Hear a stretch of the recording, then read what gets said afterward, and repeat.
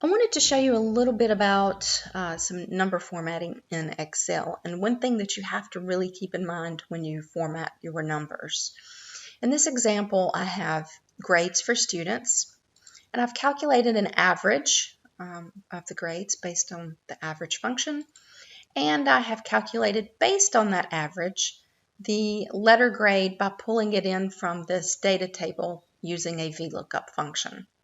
So I just copied my VLOOKUP function down the column.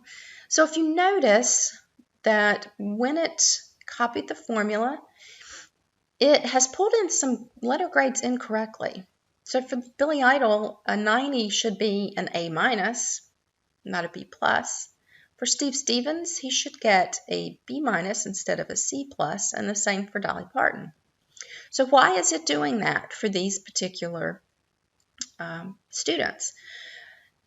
So what you have to keep in mind is, number one, you would check your VLOOKUP, make sure it did copy down correctly, and that you use the correct relative and absolute cell references. In this case, the VLOOKUP function is fine. There's nothing wrong with the VLOOKUP function and the way that I copied it down the column. What I would want to do next is look at the average.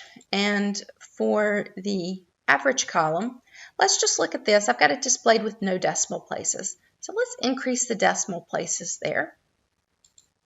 And let's just display 2. Now you'll notice that it's displaying 89.9, 79.7, 79.8. So when I decrease those decimal places, it's rounding up those numbers. However, when I use the VLOOKUP formula, Excel is actually using the underlying value in that average column, not what's displayed without the decimal places. It's using the underlying value that's being calculated in the average in order to find the correct letter grade over here. So if I wanted to correct that, and if I did want to go ahead and curve those up using the data table over here, I would just say, I would put my half increments over here and say, for example, the B minus would be a 79.5. So you can see that that changes for Steve Stevens and Dolly Parton.